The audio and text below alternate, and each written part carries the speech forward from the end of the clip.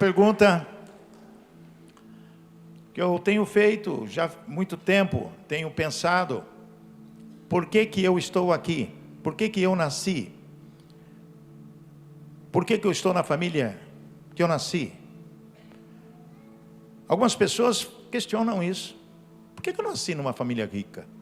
Tantas pessoas abastadas, milionárias. Por que que eu nasci numa família pobre e que eu tenho sofrido tanto em minha vida? Algumas pessoas às vezes perguntam: mas por que que acontece comigo de tanta coisa que eu não gostaria que acontecesse, embora outras pessoas estão aí tranquilas, vivendo a vida em famílias, não tem problema financeiro, não tem problema de nada, uma boa. Amados, você já se perguntou, já olhou no espelho e perguntou: quem é você? Qual o seu alvo? Qual o seu objetivo na vida? Você já fez uma pergunta para si mesmo, dizendo: o que eu quero realmente da vida? Qual é realmente a coisa que eu vou ter no futuro, tentando ter e não consigo ter? O que tive acabou como fumaça, vai embora. Existem vários questionamentos no dia a dia da nossa vida. Quando estamos bem, nós não pensamos em nada, nós curtimos. Quando estamos naquela famosa zona de conforto, está tudo bem, então está tudo bem. Mas quando as coisas não vão do jeito que a gente quer, a gente começa a questionar a gente. Começa a questionar o pai, a mãe. O filho começa a questionar o pai. O pai às vezes olha para os filhos: meu Deus, o que será da minha vida? Será que tem solução a minha vida? Será que aquilo que eu sonho, que eu almejo, que eu tenho lutado, será que eu vou conseguir? Quem crê na Bíblia Sagrada? Quem crê na palavra do Senhor? Amém? Muito bem, se você crê realmente na palavra do Senhor, você tem que buscar na palavra esse entendimento. Ou melhor, uma motivação. Uma motivação. Algumas pessoas, e tem gente que ganha muito dinheiro fazendo palestra de motivação empresarial. Eu já fiz muito isso, ganhei dinheiro sim. Uma palestra mais ou menos custa uns 5 mil reais, livre de despesa de viagem. Para quê? Para motivar as pessoas a um determinado ponto. Vendas. Como vender geladeira, como vender carro, como vender roupa, como vender remédio, como vender produtos diversos. Algumas firmas estão praticamente anuladas, mas que precisa de uma motivação a mais. Então contrata um palestrante, famoso ou não, mas que tenha conhecimento de causa, para poder orientar como desenvolver técnicas de vendas e etc. Muito bem, mas o nosso negócio não é esse. Nós não estamos vendendo absolutamente nada, não estamos vendendo o céu. Nós estamos fazendo algo diferente, nós estamos levando a palavra de Deus para que as pessoas possam entender aquilo que Deus quer de você, amém? E aquilo que você quer e pode oferecer a Deus.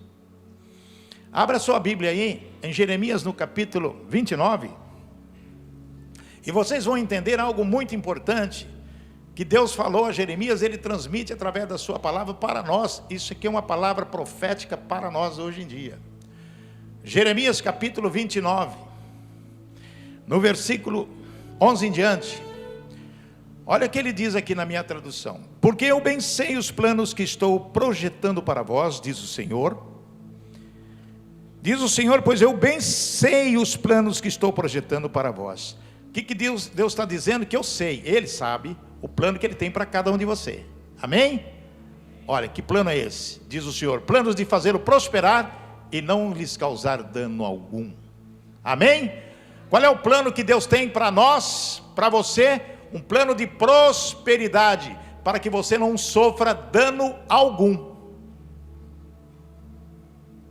Algumas pessoas falam assim: puxa vida, que palavra linda, Deus fez um plano para mim, para que eu seja próspero e não tenha nenhum problema, certo? Ele diz mais, diz o Senhor: planos de paz e não de mal, para vos dar um futuro e uma esperança. Plano de paz e não de mal, para vos dar um futuro e uma esperança. Ele está dizendo o futuro, é lá na frente, o seu alvo, o seu futuro. Qual é o seu alvo? Qual é o seu futuro? Se Deus tem um plano de paz, de esperança, de prosperidade, você está buscando? Você quer realmente isso? Você tem fé que você vai alcançar? Olha o que ele diz na sequência. Então me invocareis, e ireis e orareis a mim, e eu vos ouvirei. Buscar-me-eis e me achareis, quando me buscardes de todo o coração. Amém? Buscar-me-eis e me achareis, se me buscardes de todo o coração. Você tem que estar com o coração voltado para Deus. Você vai ter que invocar o Senhor. Você vai ter que buscar esse Deus e confiar neste plano que Ele tem para você. Porque cada pessoa que está aqui, Deus tem um plano para a sua vida. Do quê? De prosperidade, de um futuro e esperança. Então você não pode ficar caído, não pode ficar medroso e ficar, ai, coitadinho de mim. Ai, coitadinho de mim. Não, você tem que profetizar vitória, prosperidade, saúde na sua vida e dizer, em nome de Jesus, eu vou conseguir alcançar os meus objetivos, porque é o plano de Deus para a minha vida, de prosperidade, de um futuro e uma esperança que eu preciso ter. Amém, irmãos? Glória a Deus, aleluia. Nós estamos vivendo tempos de batalha. A batalha, diz o apóstolo Paulo em Efésios, no capítulo 6, ele diz assim, fortalecei-vos no Senhor e na força do seu poder, revesti-vos de toda a armadura de Deus, para poderdes permanecer firmes contra as ciladas do diabo. O apóstolo Paulo está nos dizendo que nós devemos nos fortalecer contra as ciladas do diabo. De que maneira nós podemos vencer e nos fortalecer para vencer, para poder resistir às ciladas do diabo? Porque o diabo, ele vive fazendo isso, a armadilha aqui, a armadilha ali, para nos pegar. Qualquer pisada de bola é porta aberta para o diabo entrar e destruir a família. Revesti-vos, estejam preparados para essa batalha. E ele diz como? De que maneira ele diz? Pois não é contra carne e sangue que temos que lutar, mas sim contra os principados, contra as potestades, contra os príncipes do mundo, dessas trevas, contra as hostes espirituais da iniquidade nas regiões celestiais. Nós temos que estar preparados, vencer essa cilada com a armadura de Deus. E a armadura de Deus está em Efésios, vocês podem ler em casa. Mas vamos estar preparados para esta guerra. Vocês estão acostumados a ver na televisão, jornal, etc., a Polícia Federal, Polícia Estadual, Promotoria Pública, GAECO, com Operação Lava Jato, Operação Centopeia, Operação Sossego, Operação disso, Operação daquilo. Sim ou não? Sim? Quando se vai para uma ação, operação, é operar uma ação para combater algo. Para combater algo. Combater o crime, combater a corrupção, combater qualquer ação de vandalismo. A polícia faz operações. E essas operações é uma batalha contra o crime, pode ser um crime organizado, como outro tipo de crime. E nós cristãos, nós não estamos numa batalha? Será que nós não temos que reagir e ser um exército de Deus para combater o maligno que quer nos destruir? Sim ou não?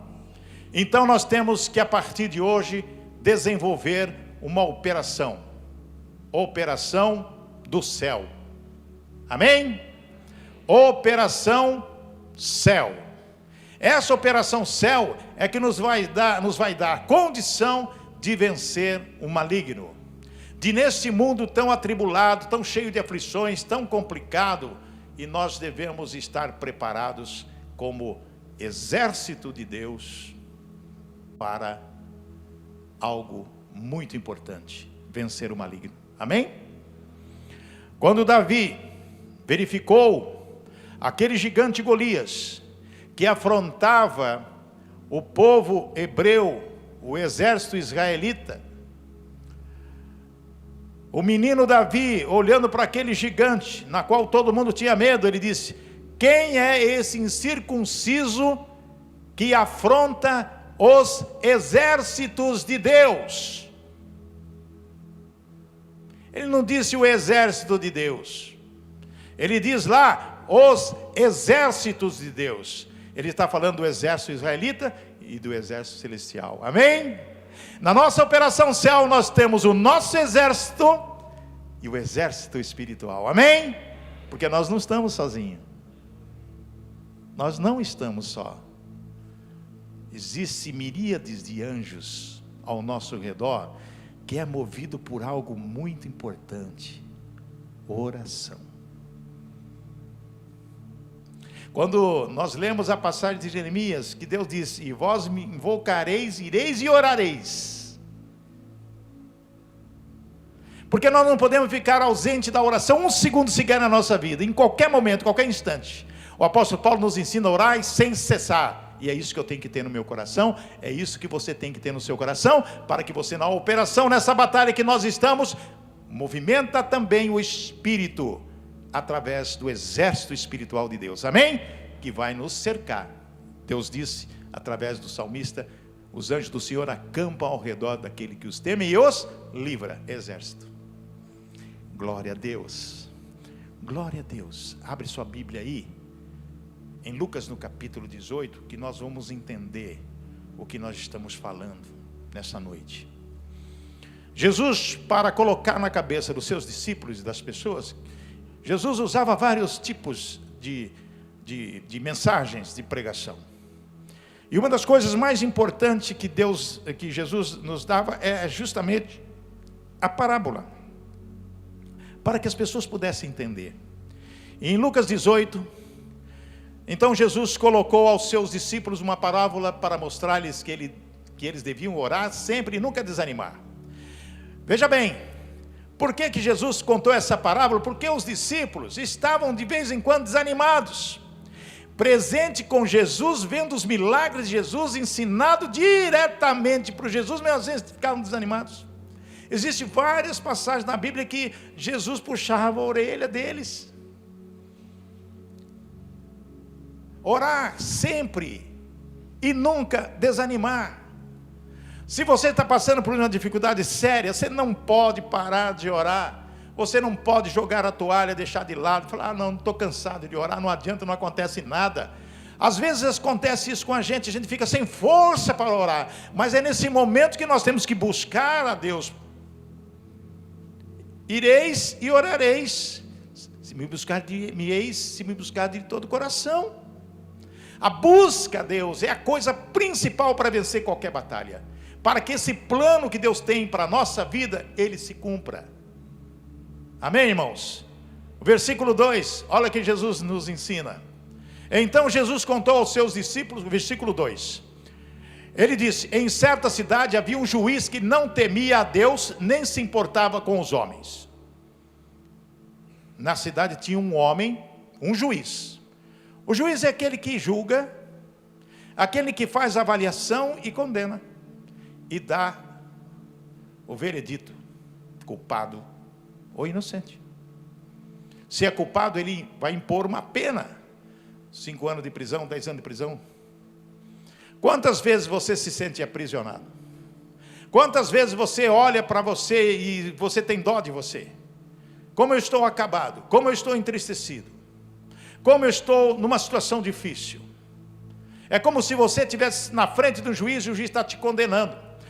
Uma pessoa que está na frente do juiz e tem um jurado, todo mundo olhando, e o juiz dá a sentença, ele faz o quê? A cabeça baixa. Quando ele ouve a sentença, ele não ouve a sentença de cabeça erguida. O bandido, ou aquela pessoa acusada, ou que é o réu, aquela pessoa que está ali na frente do juiz, ela fica sempre com a cabeça baixa.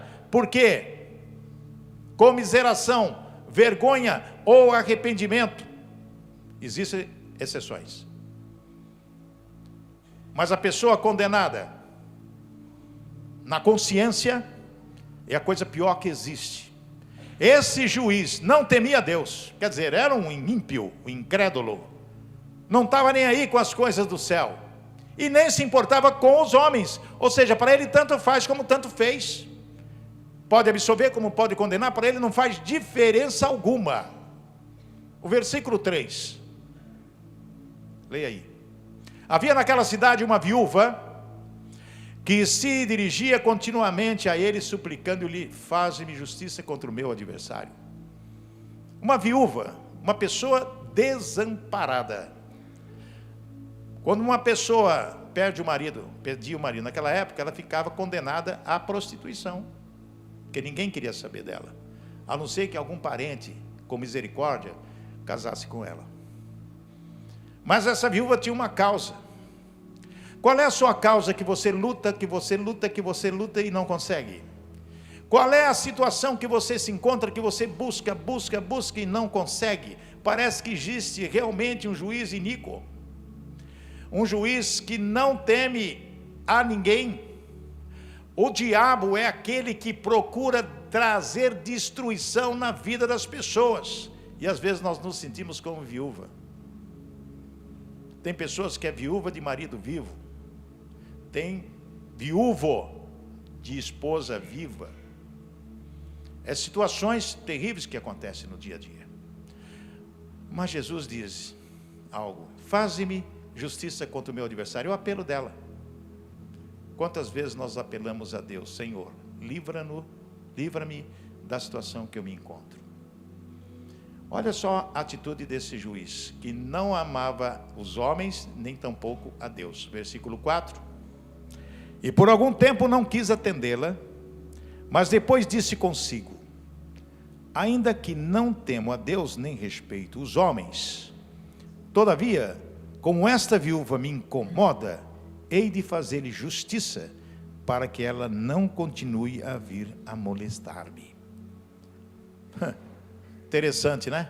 Eu não gosto de homens, não gosto de pessoas, não gosto de Deus, mas essa mulher está me perturbando demais. Se eu não fizer a vontade dela, ela não vai parar de vir aqui me encher a paciência.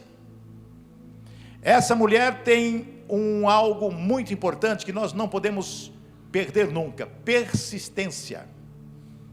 Não podemos desistir dos nossos sonhos. Jesus está dizendo que esta mulher, ela precisava resolver a questão dela, a vida ou morte. Uma situação que somente o juiz poderia resolver, ninguém mais.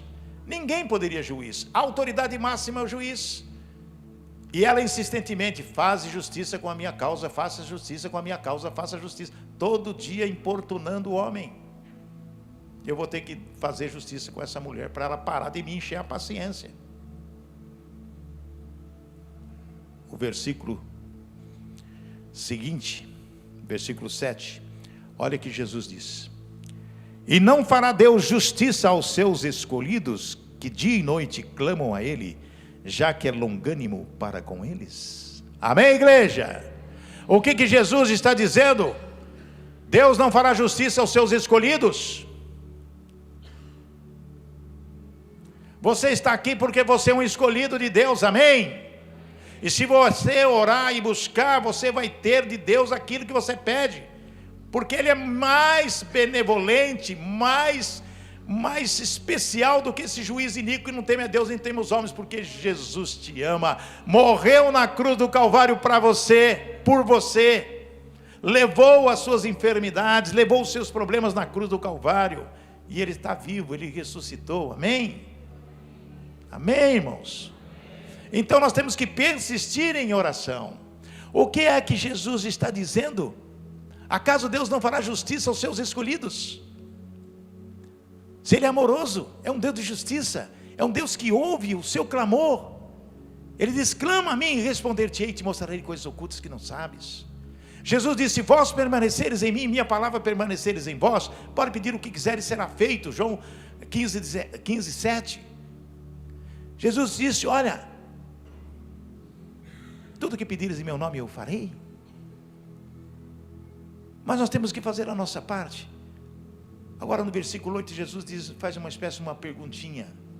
Presta atenção no que diz o versículo 8. Eu lhes digo, Ele lhes fará justiça e depressa. Contudo, quando o Filho do Homem vier, encontrará fé na terra?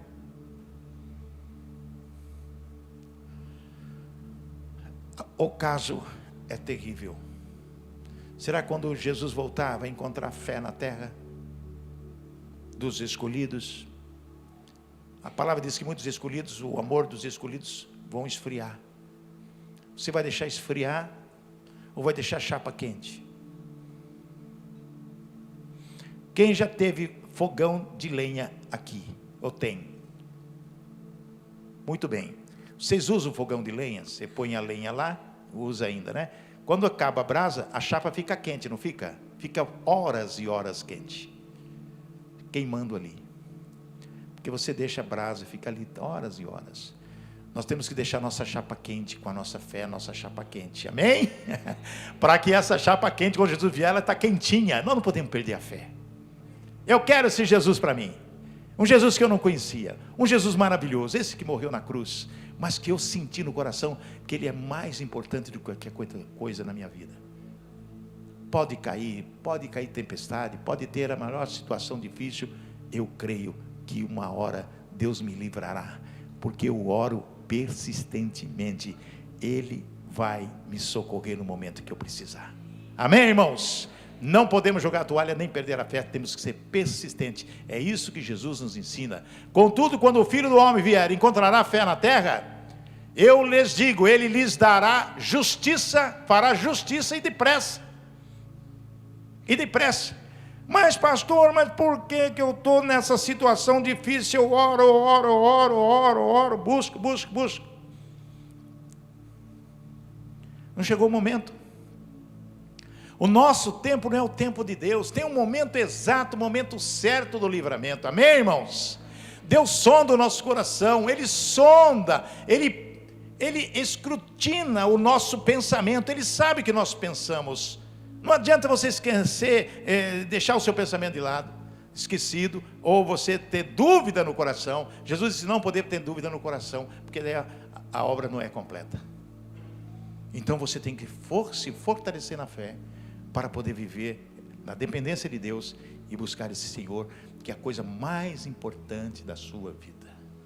Lembre-se que nós estamos na operação céu, nós somos guerreiros, escolhidos, estamos diante de um grande gigante, de algo que a gente não entende, mas quem é esse incircunciso que afronta os exércitos de Deus?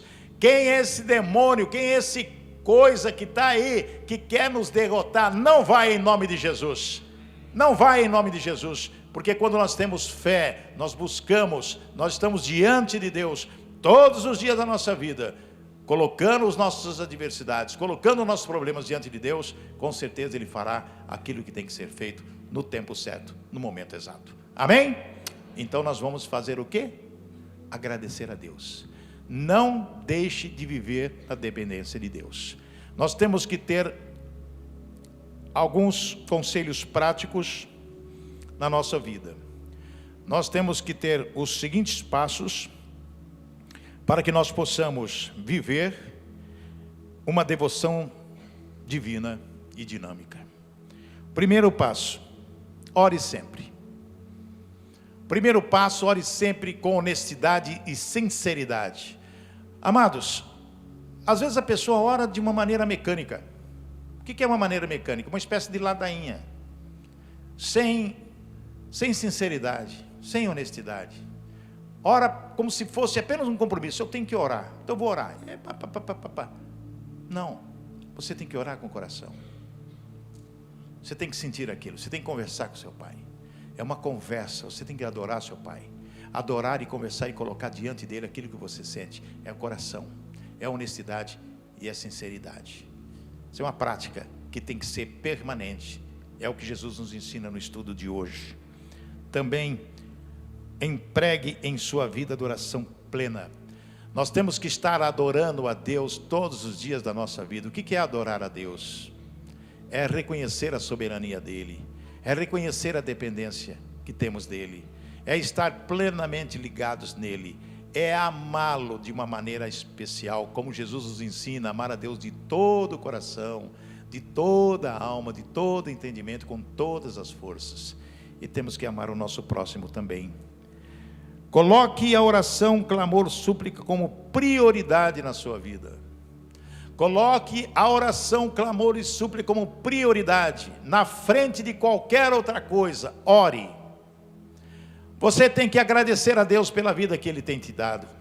Você tem que agradecer a Deus por tudo que tem acontecido com você. Você tem que orar e agradecer a Deus pelos seus filhos, pela sua família, pelo seu trabalho, pelo tudo que Ele propõe e oferece a você no dia a dia. Você tem que orar pelos seus filhos, orar pela sua esposa, pelo seu marido, olhar pelos seus amigos, olhar pelas pessoas, orar pelas autoridades, conforme diz a palavra. Orar pelo Brasil, orar pela cidade, orar pelo estado, orar pelas pessoas, colocar diante de Deus. Amados, temos que fazer isso. Abra sua Bíblia em 2 Crônicas 7,14. Abra sua Bíblia em 2 Crônicas 7,14. Se o meu povo, que se chama pelo meu nome, se humilhar e orar, buscar a minha face e se afastar dos seus maus caminhos, dos céus eu o ouvirei, perdoarei o seu pecado, curarei a sua terra. Amém, irmãos? Se o meu povo que se chama pelo meu nome se humilhar e orar, se humilhar diante de Deus, reconhecer a soberania dEle, estar presente na sua vida, a soberania de Deus, Deus presente na sua casa, no seu lar. Lembrando aquele passagem de Josué que diz: eu e minha casa serviremos ao Senhor. Josué está dizendo o seguinte: olha, vocês podem adorar Deus que vocês quiserem, o que vocês quiserem, mas eu e minha casa adoraremos o Senhor e serviremos ao Senhor. Amém? A quem nós estamos servindo? A Deus ou estamos servindo as coisas do mundo? Buscar a face de Deus é estar relacionando com Deus todos os dias, toda hora da sua vida. Buscar a face e se afastar dos maus caminhos. Dos céus Ele ouvirá, perdoará o nosso pecado e vai curar a nossa vida, a nossa casa. Amém, irmãos? Tudo isso é importante para nós, porque nós não podemos nos ausentar dessa situação terrível que nós estamos vivendo nesse mundo aflitivo, mas clamando a Deus, orando ao Senhor, orando, suplicando pela nossa vida, pela nossa família. Os planos que Deus tem para nós serão estabelecidos. Amém? Porque está na palavra. Quem crê na palavra sabe do que eu estou dizendo. Quem crê na palavra sabe que aqui está as promessas de Deus, mas também, além da promessa de Deus, o que temos que ser disciplinados a respeito dele. Ele exige: se vós permaneceres em mim e a minha palavra permaneceres em vós, pode pedir o que quiseres e vos será feito. Amém? Vamos agradecer a esse Deus, vamos orar e vamos abençoar a vida de vocês, porque eu tenho certeza que na nossa oração Deus vai conceder os desejos do seu coração. Pai, ó Pai, honras e glórias ao teu nome. Te adoramos, Senhor, te buscamos, Senhor. Ó Pai, sabemos das nossas imperfeições, das nossas dificuldades em até orar, mas tira de nós essa coisa, Pai, em nome de Jesus. Nos fortaleça a nossa fé, nos dê o discernimento e o entendimento que precisamos ter a respeito do que o Senhor quer de nós, o plano que o Senhor tem preparado para nós. Alivia o nosso coração de tanta mágoa, de tanta angústia, de tanta tristeza, de tanta coisa que nos aflige. Ó Pai, nos traz uma alegria imensa, tira de nós a tristeza, traga o teu espírito de paz para nós, Senhor, neste momento tão importante das nossas vidas. Perdoa os nossos pecados, nossas fraquezas, nossos maus pensamentos, nossos maus olhares. Quando falamos, repreenda o maligno da nossa vida e nos dá uma trilha de alegria, de paz, de sucesso, de prosperidade, de saúde, de a paz que vem de Ti. Proteja-nos, Senhor, dos fascínoras, dos inimigos ocultos, gratuitos, declarados, aqueles que querem nos destruir, Pai. Em nome de Jesus, repreenda estas pessoas e o maligno, Pai. Que eles recebam segundo as suas obras, meu Deus. Em nome de Jesus, abençoa os empresários que aqui estão buscando novos caminhos. Abençoa as pessoas profissionais liberais, pessoas que precisam de Ti, recebendo esta graça, essa misericórdia, porque nós pedimos, nós oramos e clamamos todos os dias da nossa vida, noite e dia Te buscando e clamando, suplicando a Tua benevolência, Pai. Estamos debaixo da graça e da misericórdia de Jesus Cristo. Para nós, Jesus não morreu em vão, ressuscitou, está à direita do Pai, é o nosso advogado que intercede por nós como o Espírito Santo, com gemidos inexprimíveis. Ó Pai, perdoa, Senhor, fortaleça-nos, Senhor, nos dê horizonte, nos dê um novo caminho, que seja o caminho de Jesus Cristo, nosso Senhor, para que possamos trilhar segundo a Tua boa vontade. Ó Pai, nós oramos e pedimos a Sua bênção para esta noite, em todas as pessoas que aqui estão. Renova, Senhor, renova, restitui, traga um novo renovo para nossas vidas, e que possamos sair daqui livres, leves e soltos, com uma boa noite de sono. Livra-nos, Senhor, da tentação, e livra-nos, Senhor, do maligno, e nos dê a paz. Oramos em o nome de Jesus. Amém, amém, amém, igreja. Vamos dar as mãos e vamos encerrar. Aplausos ao Jesus. Pode aplaudir o Senhor Jesus. Glorifica o nome do Senhor nessa noite, na paz de Senhor Jesus.